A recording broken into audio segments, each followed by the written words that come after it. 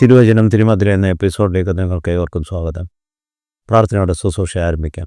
സ്തുതിക്കുന്ന കർത്താവേ, സ്തോത്രം ചെയ്യുന്ന കർത്താവേ, ഞങ്ങളുടെ ദിവാത്സല്യമായ നാഥ, അന്ന് കർത്താവെ അങ്ങയുടെ കൃപയുടെ സാന്നിധ്യത്താൽ കർത്താവെ അടിയങ്ങളെ എത്രത്തോളം ഈ വർഷത്തിൻ്റെ ദിവസങ്ങളിൽ നിലനിർത്തിയ വൻ കൃപകൾക്കായ സ്തോത്രം കർത്താവെ. പ്രയാസങ്ങളുടെയും പ്രതികൂലങ്ങളുടെയും അസ്വസ്ഥ അനാരോഗ്യത്തിൻ്റെ മധ്യത്തിലൊക്കെ അങ്ങ് ഞങ്ങളെ വിടുവിച്ച് വഴി നടത്തുന്ന നന്മകളെ ഓർത്ത് സ്തോത്രം ചെയ്യുന്ന കർത്താവെ. സമയത്ത് കർത്താവെ ശുശ്രൂഷ അങ്ങയുടെ പൊൻകരങ്ങൾ സമർപ്പിക്കുന്ന കർത്താവെ, എൻ്റെ ദിവ്യമായ സാന്നിധ്യത്താൽ കർത്താവെ, അങ്ങയുടെ കൃപകളുടെ നിറവിൽ കർത്താവെ, വിശുദ്ധാത്മാവിൻ്റെ നിറവിൽ കർത്താവെ എന്നെ നയിക്കുവാൻ സഹായിക്കണമെന്ന് പ്രാർത്ഥിക്കുന്ന കർത്താവെ. അവിടെ എൻ്റെ ശബ്ദത്തോടുകൂടെ വാക്കുകളോ വചസ്സോടോ കണ്ടത്തോടുകൂടെ കർത്താവെ അങ്ങയുടെ വചനം ഏറ്റവും ലളിതമായ തൻ്റെ ജനത്തിൽ എത്തിക്കുക മാത്രമല്ല കർത്താവ്, ഞങ്ങൾ ഈ വചനത്തിൽ ശക്തി പ്രാപിച്ച കർത്താവ് ഞങ്ങളുടെ ജീവിതങ്ങളെ കർത്താവ് അങ്ങ് ആഗ്രഹിക്കുന്നത് തിട്ടപ്പെടുത്തി അങ്ങിലേക്ക് കർത്താവ് അങ്ങയുടെ സ്ഥാനയിൽ കൂടുതലായിട്ട് വളരുവാൻ അവിടുന്ന് ഇടയാക്കണമെന്ന് പ്രാർത്ഥിക്കുന്ന കർത്താവെ. അങ്ങയുടെ പരിശുദ്ധാത്മാവിൽ ശക്തി പ്രാപിച്ച കർത്താവെ, അനേകരെ അങ്ങയിലേക്ക് ആകർഷിക്കത്തക്കൊണ്ട ഒരു ജീവിതം നയിക്കുവാൻ ഞങ്ങളെ ഓരോരുത്തരെയും സഹായിക്കുകയും വഴി നടത്തുകയും ചെയ്യണം. ഈ സാക്ഷിക്കനോ പിതാവ് കേൾക്കണമേ.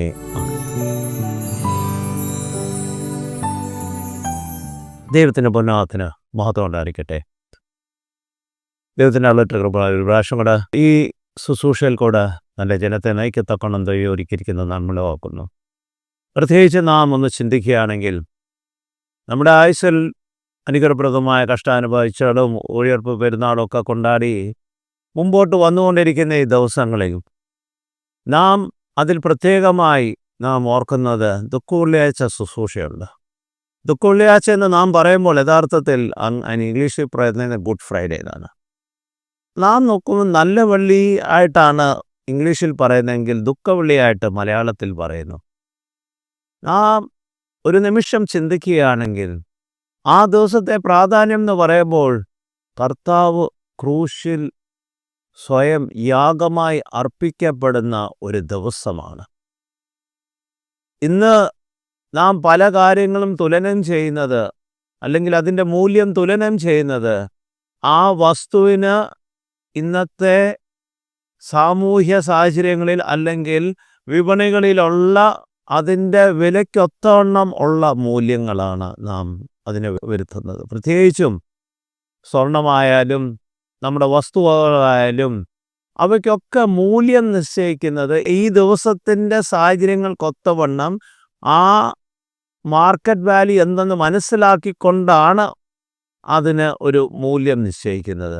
നമുക്കറിയാം, ലോകത്തിൽ സ്വർണത്തിൻ്റെ വില കൂടുമ്പോൾ ഡോളറിൻ്റെ വില കുറയും, ഡോളറിൻ്റെ വില കൂടുമ്പോൾ സ്വർണത്തിൻ്റെ. അപ്പോൾ ഇവയൊക്കെ അതിനോടൊപ്പം ഓരോ താരതമ്യം ചെയ്ത് പ്രവർത്തിക്കുന്ന മേഖലകളാണ്. അപ്രകാരം തന്നെയാണ് വസ്തുവകളും. സാഹചര്യങ്ങൾക്കൊത്തവണ്ണം അതിൻ്റെ വില കൂടുകയും കുറയുകയും ഒക്കെ ചെയ്യാറുണ്ട്. ഒന്നും നമുക്ക് പറയാൻ കഴിയുകയില്ല, അതെപ്പോഴും വില വർദ്ധിച്ചുകൊണ്ടേ ഇരിക്കുമെന്ന് ഒരു കാര്യത്തിനും ഈ ഭൂമുഖത്തുള്ള ഒരു വസ്തുവകളെ പറ്റി നമുക്ക് പറയുവാൻ കഴിയുകയില്ല. പിന്നെ രണ്ടാമത് നാം നോക്കുമ്പോൾ ഇതൊന്നും അമൂല്യമായ കാര്യങ്ങളല്ല.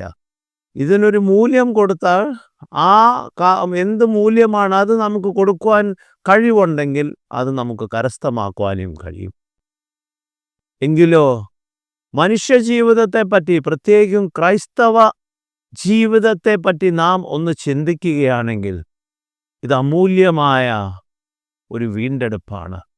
നമുക്ക് വേണ്ടി സ്വയമായി യാഗമായി അർപ്പിക്കപ്പെട്ട ക്രൂശിലേറിയ കർത്താവിൻ്റെ വിലയേറിയ രക്തത്താൽ വീണ്ടെടുക്കപ്പെട്ട നമ്മുടെ എല്ലാ പാപങ്ങൾക്കും നമ്മുടെ കുറവുകൾക്കും ബലഹീനതകൾക്കും ചെയ്യുന്നതിന് മുൻപ് തന്നെ പാപപരിഹാരമായി യാഗമായി അർപ്പിക്കപ്പെട്ട് സ്വന്തം രക്തത്താൽ വീണ്ടെടുക്കപ്പെട്ട ജനമാണ് നമ്മൾ ഓരോരുത്തരും. അതായത് എൻ്റെയും നിങ്ങളുടെയും ജീവിതത്തിൻ്റെ പാപപരിഹാരമായ ജീവിതത്തിൽ നിന്ന് വീണ്ടെടുക്കത്തക്കോണം തൻ്റെ സന്നിധിയിൽ കടന്നു വന്നിരുന്നത് ആരായാൽ പോലും അവരെ ഈ രക്തത്തിൻ്റെ വിലയിൽ വീണ്ടെടുക്കപ്പെട്ടതാണ്. പക്ഷെ പലപ്പോഴും നാം മറന്നുപോകുന്ന കാര്യവും അതുതന്നെയാണ്. ഇന്ന് ഞാനും നിങ്ങളും ദൈവിക കൃപകളിൽ നിൽക്കുകയാണെങ്കിൽ അതിനൊരു കാരണം സ്വന്തം രക്തത്താൽ നമ്മളെ വീണ്ടെടുക്കുക. നമുക്ക് വേണ്ടി ആ വില കൊടുത്തത് നമ്മുടെ കർത്താവാണെന്ന് നാം മറന്നു പോകാറുണ്ട്. മത്തായിയുടെ സുവിശേഷം 20:28 ഇപ്രകാരമാണ് പറയുന്നത്: മനുഷ്യപുത്രൻ ശുശ്രൂഷ ചെയ്യിക്കുവാനല്ല, മനുഷ്യപുത്രൻ ശുശ്രൂഷ ചെയ്യിക്കുവാനല്ല, ശുശ്രൂഷിക്കുവാനും അനേകർക്ക് വേണ്ടി ശുശ്രൂഷിക്കുവാനും അനേകർക്കു വേണ്ടി തന്റെ ജീവനെ മറുവിലയായി കൊടുക്കുവാനും തൻ്റെ ജീവനെ മറുവിലയായി കൊടുക്കുവാനും വന്നതുപോലെ തന്നെ എന്ന് പറഞ്ഞു. വന്നതുപോലെ തന്നെ എന്ന് പറഞ്ഞു. തൻ്റെ ജീവനെ മറുവിലയായി കൊടുക്കുക. ഇന്ന് ഈ ഭൂമുഖത്തുള്ള ഏത് ബന്ധമായിക്കൊള്ളട്ടെ, ഇപ്രകാരം ആരും സ്വന്തം ജീവൻ കൊടുത്ത് ഒരുവനെ രക്ഷിക്കുവാൻ പരിശ്രമിക്കുകയില്ല. സ്വന്തം ജീവനോ, നമ്മുടെ ഒരു അവയവത്തെ പോലും ചിലപ്പോൾ കൊടുക്കുവാൻ വിസമ്മതിക്കുന്ന ഒരു ലോകത്തിലാണ് ഞാനും നിങ്ങളും ജീവിക്കുന്നത്. അവിടെയാണ് കർത്താവ്, സൃഷ്ടികർത്താവ് തൻ്റെ സൃഷ്ടിക്ക് വേണ്ടി സ്വയമായി ഭൂമുഖത്ത് കടന്നു വന്ന് ആ സൃഷ്ടിയുടെ രൂപം ധരിച്ച് കഷ്ടങ്ങളും ത്യാഗങ്ങളും സഹിച്ച് തൻ്റെ ജനത്തെ വീണ്ടെടുക്കുവാൻ വേണ്ടി. നാം ഒരു നിമിഷം ഒന്ന് ചിന്തിക്കുകയാണെങ്കിൽ എന്തിനാണ് ഇത്രമാത്രം കഷ്ടപ്പെടുന്നത്? ഇവയൊക്കെ സൃഷ്ടിച്ചത് യഹോവയായ ദൈവമായിരിക്കുകയാൽ ആ യഹോവയായ ദൈവം ഇതിനു മുൻപ് ഇപ്രകാരം പാപഭംഗിലമായ ജീവിതം സഹിക്കുവാൻ കഴിയാതെ വന്നപ്പോൾ നോയയുടെ കാലയളവിൽ വെള്ളപ്പൊക്കത്താൽ എല്ലാത്തിനെയും നശിപ്പിച്ച് ഒരു പുതിയ ശേഷിപ്പാണ് പിന്നെ മുൻപോട്ട് വന്നുകൊണ്ടിരുന്നത്.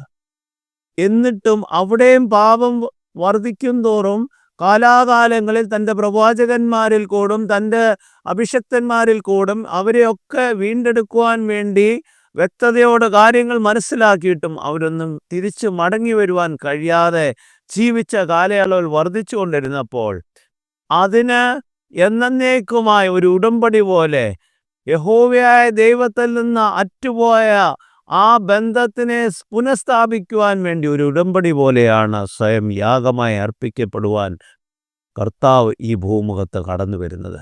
നമ്മളെ എത്രമാത്രം സ്നേഹിക്കുന്നത് അതാണ് അവിടെ കാണിക്കുന്നത്.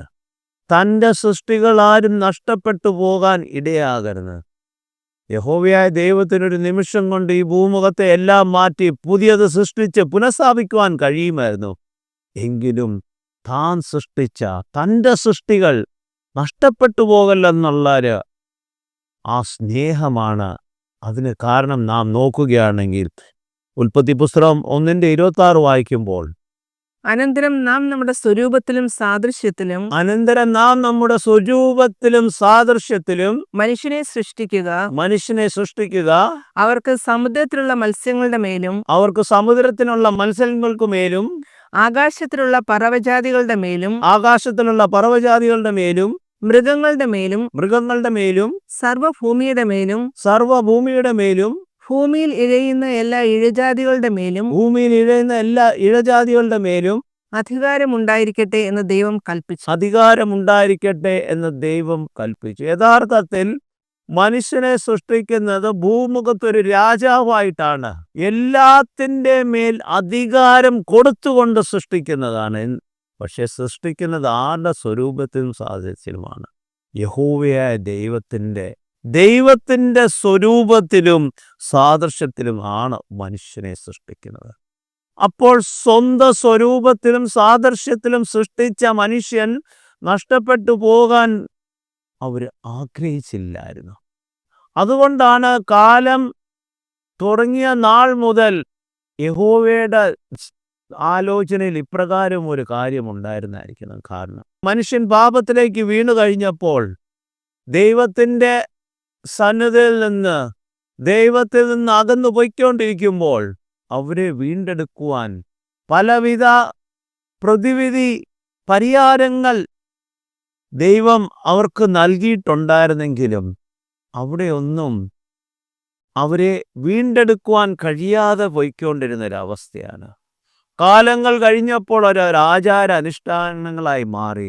പാപപരിഹാര ദിവസം പാപയാഗങ്ങൾ, ഇങ്ങനെ ഓരോ യാഗങ്ങൾ, അതിൽ മറ്റ് കാര്യങ്ങൾ കടന്നു വരികയും, അതായത് അതൊരു വെറും ആചാരങ്ങളും അനുഷ്ഠാനങ്ങളും മാർഗം മാത്രമല്ല, അത് അനേകർക്ക് സമ്പത്തുണ്ടാക്കുന്ന ഒരു വസ്തുവകയും കൂടെ ആയി മാറിക്കൊണ്ടിരുന്നു.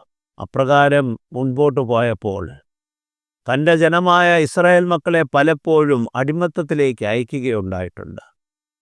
അതിൻ്റെ ഏറ്റവും വലിയ കാലയളവായിരുന്നു നമ്മൾ കാണുന്ന മിസ്രയീമിൽ അടിമത്തത്വം.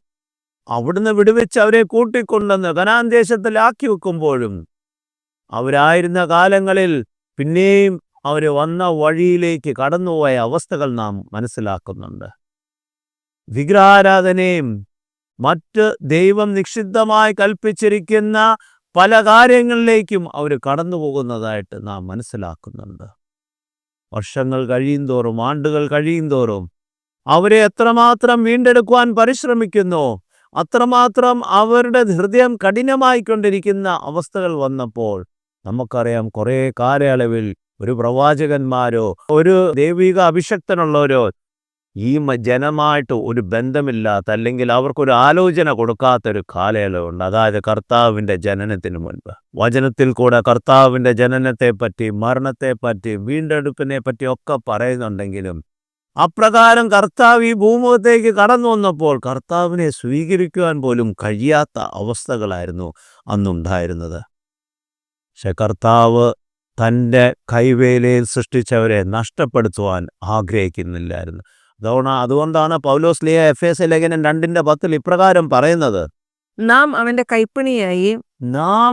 കൈപ്പണിയായി സൽപ്രവർത്തികൾക്കായിട്ട് ക്രിസ്തുയേശുവിൽ സൃഷ്ടിക്കപ്പെട്ടവരാകുന്നു. നാം അവയിൽ നടക്കേണ്ടതിന് ദൈവം അവ മുൻകൂട്ടി ഒരുക്കിയിരിക്കുന്നു. ദൈവം ഇവയൊക്കെ മനസ്സിലാക്കിക്കൊണ്ടാണ് ദൈവം ഇപ്രകാരം മനുഷ്യൻ ദൈവസ്ഥലിൽ നിന്ന് അറ്റുപോയാൽ അവരെ വീണ്ടെടുക്കത്തക്കോണമുള്ള എല്ലാ സാഹചര്യങ്ങളും ഒരുക്കിക്കൊണ്ടാണ് ദൈവം പ്രവർത്തിച്ചു കൊണ്ടിരുന്നത്. എങ്കിലും പലപ്പോഴും അത് മനസ്സിലാക്കാതെ പോയ അവസ്ഥകളാണ് നാം നമ്മുടെ ചുറ്റും ഇന്നും കാണുന്നത്. ദൈവത്തെ കാട്ടി ഇന്ന് സമ്പത്തിനെ സ്നേഹിക്കുന്നൊരവസ്ഥയാണ് നാം കാണുന്നത്. സമ്പത്തിൻ്റെ പുറകെ ഓടുന്ന ഒരു ജനസമൂഹത്തെയാണ് കാണുന്നത്. ഇവിടെ നമുക്ക് വേണ്ടി സ്വയമായി യാഗമായി അർപ്പിക്കപ്പെട്ട് സ്വയജീവിതം മറുവിലയായി കൊടുത്ത് താൻ സൃഷ്ടിച്ച സൃഷ്ടികളൊന്നും നഷ്ടപ്പെട്ടു പോകാതിരിക്കുവാൻ വേണ്ടി അവനിലേക്ക് കടന്നു വരുന്നവരെ അവൻ വീണ്ടെടുക്കത്തക്കണം ഒന്നു മാത്രമേ ഉള്ളൂ. അതിൻ്റെ കുറവുകളും ബലഹീനതകളും ദൈവസന്നിധിയിലൊന്ന് സമർപ്പിച്ച് അനുതാപ ഹൃദയത്തോട് മാനസാന്തരത്തോട് കടന്നു വരികയാണെങ്കിൽ നമ്മെ വീണ്ടെടുക്കത്തക്കണം നമുക്ക് വേണ്ടി വിലയേറിയ വില കൊടുത്താണ് നമ്മളെ വീണ്ടെടുത്തിരിക്കുന്നത്. അത് മനസ്സിലാക്കാതെ ദൈവത്തിൻ്റെ കൈപ്പണിയായ ഞാനും നിങ്ങളും ഇന്ന് ജീവിക്കുന്നത് എങ്ങനെയാണെന്ന് ചിന്തിക്കണം. എഫേസ്യ ലേഖനം 1:7 ഇപ്രകാരമാണ് പറയുന്നത്: അവനിൽ നമുക്ക് അവന്റെ രക്തത്താൽ അതിക്രമങ്ങളുടെ മോചനമെന്ന വീണ്ടെടുപ്പുണ്ട്. അവന്റെ കൃപാദനത്തിനൊത്തവണ്ണം തന്നെ. അതാണ് നാം മനസ്സിലാക്കേണ്ടത്. നാം ചെയ്യുന്ന പാപങ്ങളുടെ കാഠിന്യമോ അല്ലെങ്കിൽ അതിൻ്റെ ആഴത്തിനൊത്തവണ്ണമല്ല നമുക്ക് വീണ്ടെടുപ്പുള്ളത്. യഹോവയായ ദൈവം അവൻ്റെ കൃപാദനത്തിനൊത്തവണ്ണം കർത്താവിൻ്റെ രക്തത്താൽ നമുക്ക് വീണ്ടെടുപ്പ് നൽകുന്നവനാണ്. അപ്പോൾ ആ കൃപയ്ക്ക് വേണ്ടി നാം യാചിക്കണം. ആ കൃപയുള്ള ജീവിതം നാം നയിക്കുവാൻ പഠിക്കണം. അപ്പോഴാണ് ദൈവസന്നിധിയിൽ നമുക്ക് പ്രാഗൽഭ്യമുള്ളവരായി വളരുവാൻ ഇടയാകുന്നെന്ന് 1 യോഹന്നാൻ 3:1 ഇപ്രകാരമാണ് പറയുന്നത്: കാണുവിൻ നാം ദൈവമക്കൾ എന്ന് വിളിക്കപ്പെടുവാൻ പിതാവ് നമുക്ക് എത്ര വലിയ സ്നേഹം നൽകിയിരിക്കുന്നു.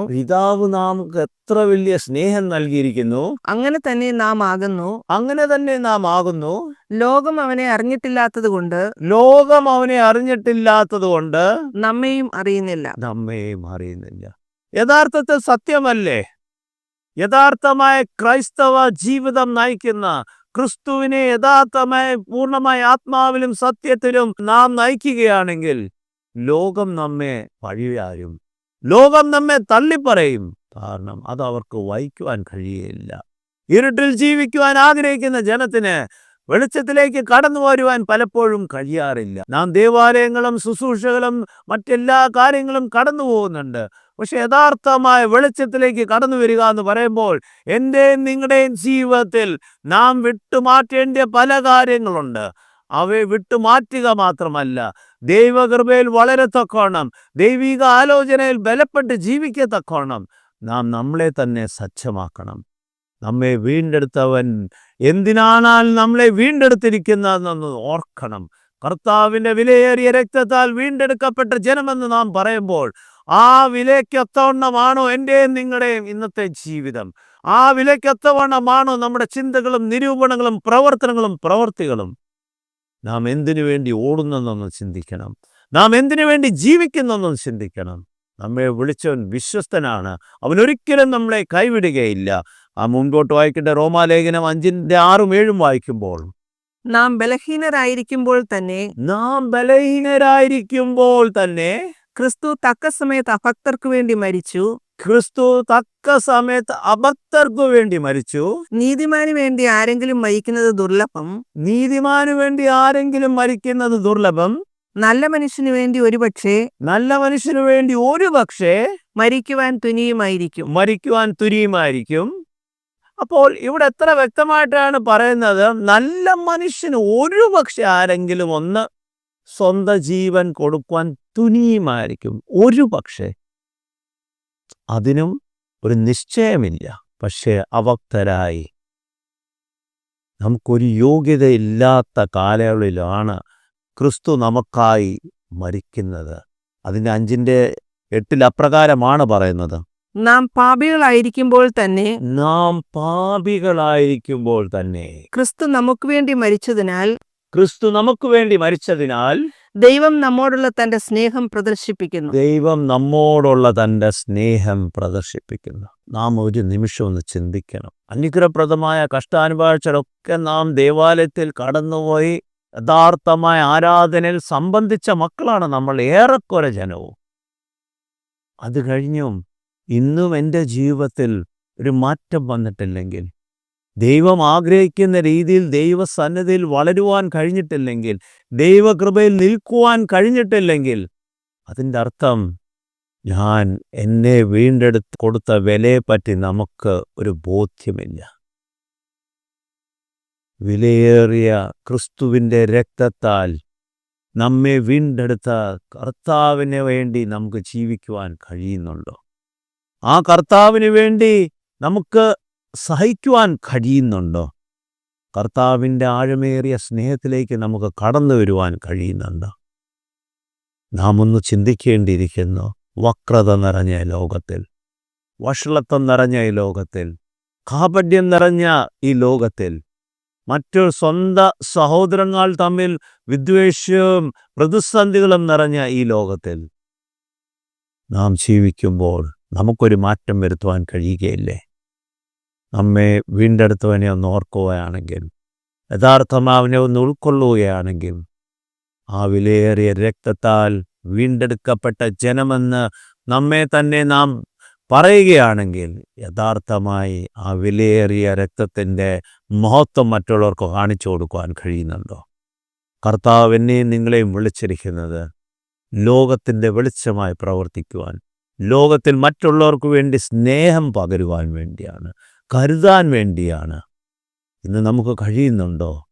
നമ്മുടെ ചുറ്റും നാം നോക്കുമ്പോൾ ഇന്ന് ക്രൈസ്തവ ജനം ഏറ്റവും പീഡിപ്പിക്കപ്പെടുന്ന അവസ്ഥയിലാണ് കടന്നു പോകുന്നത്. നമ്മുടെ രാജ്യമാരും മറ്റ് അനേക രാജ്യങ്ങളിൽ ദേവാലയങ്ങൾ വിറ്റ് കൊടുക്കുന്ന അവസ്ഥകൾ, ദേവാലയങ്ങൾ തകർക്കുന്ന അവസ്ഥകൾ, ദേവാലയങ്ങൾ ശൂന്യമാകുന്ന അവസ്ഥകൾ. നമുക്കതിനെപ്പറ്റി ഭാരമുണ്ടോ? ഇന്ന് ദൈവത്തിൻ്റെ അളവറ്റ കൃപയാൽ നമുക്കൊരു ദേവാലയം ഉണ്ടായിരിക്കാം. സ്വാതന്ത്ര്യത്തോടെ അവിടെ കടന്നു എന്ന് നമുക്ക് ആരാധിക്കുവാൻ കഴിയുന്നുണ്ടായിരിക്കാം. ദൈവസന്നിധിയിൽ വേറിട്ടിരുന്ന് നമ്മുടെ സങ്കടയാചനകൾ സമർപ്പിക്കുവാൻ കഴിയുന്നുണ്ടായിരിക്കാം. ഇതൊന്നും കഴിയാതെ, ഇതിനൊന്നും സാഹചര്യമില്ലാതെ വേദനയോട് നീറുന്ന ഒരറ്റം പാവപ്പെട്ട മക്കൾ നമ്മുടെ ചുറ്റുമുണ്ടെന്ന് ഓർക്കണം. നമുക്കവരെ പറ്റി ഒരു കരുതലിൻ്റെ ആവശ്യമുണ്ട്. കരുതൽ എന്ന് പറയുമ്പോൾ അവരെ വഹിക്കുവാൻ നമ്മുടെ പ്രാർത്ഥനയിൽ, വ്യക്തിഗതമായാലും കൂട്ടായ്മ പ്രാർത്ഥനകളിലായാലും, നമ്മുടെ ചുറ്റുമുള്ള ഈ കഷ്ടത്തിൻ്റെ താഴ്വരയിൽ കടന്നു പോകുന്ന, പ്രതിസന്ധികളുടെ താഴ്വരയിൽ കടന്നു പോകുന്ന നമ്മുടെ പ്രിയ സഹോദരന്മാരെ പറ്റി ഓർത്ത് പ്രാർത്ഥിക്കേണ്ട ഒരു ചുമതല നമുക്ക് ഓരോരുത്തർക്കുമുണ്ട്. അതാണ് കർത്താവ് നമ്മളെ പഠിപ്പിച്ചിരിക്കുന്നത്. അതാണ് അപ്പോസ്തല പിതാക്കന്മാരും നമ്മളെ പഠിപ്പിച്ചിരിക്കുന്നത്. ലേഖനങ്ങൾ പഠിപ്പിക്കുന്നത് അതാണ്. മറ്റുള്ളവരെ പറ്റി വേദന ഉണ്ടായിരിക്കണം. അന്നും നമ്മെ വീണ്ടെടുത്തവൻ അപ്രകാരമാണ്. നമ്മെ പറ്റി വേദനയുണ്ടായിരുന്നു കൊണ്ടാണ് സ്വയമായി യാഗമായി അർപ്പിക്കപ്പെട്ട് ക്രൂശിന്മേൽ രക്തം ചിന്തുവാൻ ഇടയായത്. അത് നമ്മെ വീണ്ടെടുക്കുവാൻ വേണ്ടിയാണ്, സ്വയം ഒന്നും നേടുവാൻ വേണ്ടിയല്ലായിരുന്നു. പക്ഷേ ഇന്ന് എൻ്റെയും നിങ്ങളുടെയും ജീവിതത്തിൽ നമുക്ക് എത്രമാത്രം വേദനയുണ്ട്. ദേവാലയങ്ങൾ തച്ചുടച്ച് കളയുമ്പോൾ, നമ്മുടെ സുവിശേഷ വേലകൾ ചെയ്യുന്ന മക്കളെ പീഡിപ്പിക്കുമ്പോൾ, കൊല്ലുമ്പോൾ നമുക്കവരെ പറ്റി ഭാരമുണ്ടോ? നമുക്കവരെ പറ്റി വേദനയുണ്ടോ? ചിലപ്പോൾ നമുക്ക് അവിടെ ചെന്ന് പ്രവർത്തിക്കുവാൻ കഴിയുന്നില്ലായിരിക്കും. എങ്കിലും അപ്രകാരം പ്രവർത്തിക്കുന്നവർക്ക് വേണ്ടി എത്രമാത്രം നമുക്ക് പ്രാർത്ഥിക്കുവാൻ കഴിയുന്നുണ്ട്, എത്രമാത്രം അവർക്ക് വേണ്ടി കരുതുവാൻ കഴിയുന്നുണ്ട്. ദൈവം നമുക്ക് നൽകിയിരിക്കുന്ന ദേവാലയങ്ങൾ, ക്രിസ്തു സമൂഹം പടുത്തുയർത്തിയ ദേവാലയങ്ങൾ അന്യാദാനപ്പെട്ടു പോകാനല്ല, എങ്കിലോ അനേകർ അവിടേക്ക് കടന്നു വന്ന് കർത്താവിൻ്റെ സ്നേഹവും സമാധാനവും അനുഭവമാക്കത്തക്കോണം ഇടയാക്കാൻ വേണ്ടി നാം എത്രമാത്രം പ്രാർത്ഥിക്കാറുണ്ട്. എന്തുകൊണ്ട് നമ്മുടെ നാട്ടിലെ അനേക ദേവാലയങ്ങൾ നോക്കുമ്പോൾ ശൂന്യതയുടെ അവസ്ഥയിലേക്കാണ് കടന്നു പോകുന്നത്. 5 or 10 കുടുംബങ്ങൾ മാത്രം നിലനിൽക്കുന്ന ദേവാലയങ്ങൾ. നമുക്കതിനെപ്പറ്റി ഭാരമുണ്ടോ? ഭാരമുണ്ടായിരിക്കണം. നിറഞ്ഞു കവിഞ്ഞ ദേവാലയങ്ങളിൽ നിന്ന് ശൂന്യതയിലേക്ക് കടന്നു പോകുന്നുണ്ടെങ്കിൽ, നമ്മുടെ യുവതലമുറകൾ അതിലേക്ക് കടന്നു വരുന്നില്ലെങ്കിൽ, അതിൻ്റെ അർത്ഥം നമുക്ക് യഥാർത്ഥമായി നമ്മുടെ വില മനസ്സിലാക്കുവാൻ കഴിഞ്ഞിട്ടില്ല. എന്നെയും നിങ്ങളെയും വീണ്ടെടുത്തിരിക്കുന്ന എന്ത് വില കൊടുത്താണെന്ന് നമുക്ക് മനസ്സിലാക്കുവാൻ കഴിയും. ഈ ഭൂമുഖത്ത് ഒരൊറ്റ കാര്യത്തിന് നമ്മെ വീണ്ടെടുക്കുവാൻ കഴിയില്ല. അത്ര വിലയേറിയ രക്തത്താൽ വീണ്ടെടുത്ത ജനമായിരുന്നു. പക്ഷേ അത് മനസ്സിലാക്കിയിട്ടാണോ നാം ജീവിക്കുന്നത്? അത് മനസ്സിലാക്കിയിട്ടാണോ ഞാനും നിങ്ങളും പ്രവർത്തിക്കുന്നത്? അപ്രകാരം പ്രവർത്തിക്കുമ്പോഴാണ് യഥാർത്ഥമായ ദൈവിക കൃപകളിലേക്ക് വളരുവാൻ കഴിയുന്നത്. റോമാലേഖനം 8:28-30 വരെ വായിക്കുമ്പോൾ, എന്നാൽ ദൈവത്തെ സ്നേഹിക്കുന്നവർക്ക് അവന്റെ ഉദ്ദേശമനുസരിച്ച് വിളിക്കപ്പെട്ടവർക്ക് തന്നെ സകല കാര്യങ്ങളും അവൻ നന്മയ്ക്കായി പ്രവർത്തിക്കുന്നുവെന്ന് നാം അറിയുന്നു. അവൻ മുൻകൂട്ടി അറിഞ്ഞവനെ തന്റെ പുത്രൻ അനേകം സഹോദരന്മാരിൽ ആദ്യജാതൻ ആകേണ്ടതിന് അവന്റെ സ്വരൂപത്തോട് അനുരൂപരാകുവാൻ അവൻ മുൻ നിയമിച്ചുമിരിക്കുന്നു. അവൻ മുൻ നിയമിച്ചവരെ വിളിക്കുകയും വിളിച്ചവരെ നീതീകരിക്കുകയും നീതീകരിച്ചവരെ തേജസ്കരിക്കുകയും ചെയ്തിരിക്കുന്നു. കർത്താവിൻ്റെ വിളി, ദൈവത്തെ സ്നേഹിക്കുന്നവർ, ദൈവത്തിൻ്റെ വിളി കേട്ടി ഇറങ്ങുന്നവരുടെ ജീവിതത്തിൽ കർത്താവ് പ്രവർത്തിക്കുന്നത് എപ്രകാരമാണെന്നാണ് മനസ്സിലാക്കുവാൻ കഴിയുന്നത്. അവൻ്റെ ഉദ്ദേശമനുസരിച്ച് വിളിക്കപ്പെട്ടവർക്ക് തന്നെ സകല കാര്യങ്ങളും അവൻ നന്മയ്ക്കായി പ്രവർത്തിക്കുമെന്ന് നാം അറിയുന്നു. സകല കാര്യങ്ങളും, ഒന്നു മാത്രമല്ല. പക്ഷെ നാം ചിന്തിക്കുമ്പോൾ കർത്താവിൻ്റെ വിളി കേട്ട് ഇറങ്ങിയവരുടെ ജീവിതത്തിൽ പ്രതിസന്ധികളും പ്രയാസങ്ങളുമാണ് നാം കൺമുൻപിൽ കാണുന്നെങ്കിലും, പ്രിയ സഹോദര സഹോദരി, കർത്താവിൻ്റെ സാന്നിധ്യം അവരുടെ ജീവിതത്തിലുണ്ട്. അതിനെ വഹിക്കുവാനുള്ള കൃപകൾ അവർക്ക് നൽകാറുണ്ട്. അതോടൊപ്പം അവൻ മുൻകൂട്ടി അറിഞ്ഞവരെ തൻ്റെ പുത്രൻ അനേക സഹോദരന്മാരിൽ ആദ്യജാതൻ ആകേണ്ടതിന് അവൻ്റെ സ്വരൂപത്തോട് അനുരൂപമാകുവാൻ അവൻ മുന്നേ കർത്താവിനോൻ്റെ സ്വരൂപത്തിലേക്ക് നമ്മെ ആക്കുവാൻ വേണ്ടിയാണ് കർത്താവ് കടന്നു വന്നത്. സ്വരൂപത്തിലേക്ക് ആക്കുക എന്ന് പറയുമ്പോൾ കർത്താവ് ചിന്തിക്കുന്നത് പോലെ പ്രവർത്തിക്കുന്നവരായി തീരുവാനാണ് എന്നിലും നിങ്ങളും കർത്താവ് ആഗ്രഹിക്കുന്നത്. നീ കേൾക്കുന്ന പ്രിയ സഹോദര സഹോദരി, ജീവിതത്തിൻ്റെ ഏത് തട്ടിലായിക്കൊള്ളട്ടെ, നാം ദേവാലയത്തിൽ കടന്നു പോകുന്നൊരു അംഗം മാത്രമായിരിക്കും, അല്ലെങ്കിൽ മറ്റ് ശുശ്രൂഷകളിൽ കടന്നു പോകുന്നൊരു അംഗം മാത്രമായിരിക്കും. നമുക്കൊരു ദൗത്യമുണ്ട്. ആ ദൗത്യം എന്ന് പറയുമ്പോൾ കർത്താവ് എനിക്ക് വേണ്ടി അർപ്പിച്ചിരിക്കുന്ന വിലയ്ക്കൊത്തവണ്ണ ഒരു ജീവിതം നയിക്കുവാൻ, മറ്റുള്ളവർക്ക് വേണ്ടി പ്രാർത്ഥിപ്പാൻ, മറ്റുള്ളവർക്ക് വേണ്ടി കണ്ണുനീരൊഴുക്കുവാൻ നമ്മുടെ ദൗത്യമാണ്. അല്ലാതെ ഈ ശുശ്രൂഷകൾ നയിക്കുന്ന ഇടയന്മാരോ ഇടയശ്രേഷ്ഠന്മാരുടെ ദൗത്യം മാത്രമല്ല, നമ്മളുടെ ഓരോരുത്തരുടെയും ദൗത്യമാണ്. ഇന്ന് ശിഥിലമായിക്കൊണ്ടിരിക്കുന്ന ക്രൈസ്തവ സമൂഹം ഒരു പുതിയ ആത്മാവിൻ്റെ അഭിഷേകത്തോട് ഉയർത്തെഴുന്നേറ്റ് പ്രവർത്തിക്കത്തക്കോണം, അനേകരെ കർത്താവിലേക്ക് ആകർഷിക്കത്തക്കോണം, കർത്താവിൻ്റെ സുവിശേഷ വേലകൾ ശക്തീകരിക്കത്തക്കോണം, ഉറപ്പും ധൈര്യമുള്ളവരെ അനേകർ കർത്താവിന് വേണ്ടി എഴുന്നേറ്റ് പ്രവർത്തിക്കുന്നവരായി തീരുവാൻ നാം പ്രാർത്ഥിക്കുമ്പോൾ നമ്മുടെ കുഞ്ഞുങ്ങൾ പൗലോസിനെ പോലെ എഴുന്നേൽക്കുവാൻ വേണ്ടി നാം പ്രാർത്ഥിക്കണം. ആ ഉറപ്പും ധൈര്യത്തോടെ അനേകരോട് തൻ്റെ സാക്ഷ്യം പറയുന്ന കുഞ്ഞുങ്ങളെ നമുക്ക് ലഭ്യമാകുവാൻ വേണ്ടി, യുവതലമുറകളെ ലഭ്യമാകുവാൻ വേണ്ടി നാം പ്രാർത്ഥിക്കണം. കാലമടുത്ത് വന്നുകൊണ്ടിരിക്കുമ്പോൾ, കർത്താവിൻ്റെ വരവിൻ്റെ കാലമടുത്തുകൊണ്ട് നിന്നിരിക്കുമ്പോൾ, അതാണ് ഏറ്റവും ആവശ്യമായിരിക്കുന്നത്. കർത്താവിൻ്റെ യഥാർത്ഥമായ സാക്ഷികളായി ജീവിപ്പാൻ, കർത്താവിൻ്റെ വചനം ലോകത്തിൻ്റെ അറ്റത്തോളം മായമില്ലാത്ത വചനം എത്തിക്കത്തക്കോണം നമ്മളെ ഓരോരുത്തരെയും സഹായിക്കുവാൻ വേണ്ടി നമുക്ക് പ്രാർത്ഥിക്കാം. നമ്മുടെ തലവനെ അണക്കാം. സ്തുതിക്കുന്ന കർത്താവേ, സ്തോത്രം ചെയ്യുന്ന കർത്താവേ, ഇത്രത്തോളം ഞങ്ങളെ വഴിനിർത്തിയ നന്മകൾക്കായി സ്തോത്രം. അങ്ങ് ഞങ്ങൾക്ക് വേണ്ടി കൊടുത്തിരിക്കുന്ന വില എത്രമാത്രമെന്ന് ഇന്ന് അടിയങ്ങൾ അറിയുന്ന കർത്താവേ, ആ വിലയ്ക്ക് യോഗ്യമുള്ള ഒരു ജീവിതം നയിക്കുവാൻ കർത്താവ് നീ ഞങ്ങളെ സഹായിക്കണമെന്ന് പ്രാർത്ഥിക്കുന്നു. വിലയിനതുണ്ട്, കുറവുണ്ട് കർത്താവ്, എങ്കിലും ബലപ്പെടുത്തുന്ന അങ്ങയുടെ കൃപകളാൽ കർത്താവേ ഞങ്ങളെ ബലപ്പെടുത്തുക മാത്രമല്ല കർത്താവേ, അതിനായി ഞങ്ങളെ ഒരുക്കണമെന്ന് പ്രാർത്ഥിക്കുന്ന കർത്താവേ, ആ വിലയേറിയ രക്തത്താൽ ഞങ്ങളെ വീണ്ടെടുത്ത കർത്താവിനെ മഹത്വീകരിക്കത്തക്കമുള്ള ജീവിതം നയിക്കാൻ സഹായിക്കണം കർത്താവേ. ഇന്ന് ഞങ്ങളായിരിക്കുന്ന സാഹചര്യങ്ങളിൽ കർത്താവേ, ക്രൈസ്തവ സമൂഹത്തിൻ്റെ സാഹചര്യങ്ങൾക്കൊരു മാറ്റം വരുത്തത്തക്കോണം കർത്താവേ, നീ ഞങ്ങളെ കൃപയിൽ ബലപ്പെടുത്തി പരിശുദ്ധാത്മാ ശക്തീകരിച്ച് ഉറപ്പും ധൈര്യമുള്ളവരായി, നിനക്ക് വേണ്ടി സാക്ഷ്യം വഹിക്കുന്നവരായി, നിന്റെ സുവിശേഷത്തിനായി ഇറങ്ങുന്നവരായി തീരുവാൻ ഞങ്ങളെ ഓരോരുത്തരെയും സഹായിക്കണമെന്ന് സാക്ഷിക്കുന്നു. പിതാവ് കേൾക്കണമേ. ദൈവം നമ്മെ അനുഗ്രഹിക്കട്ടെ.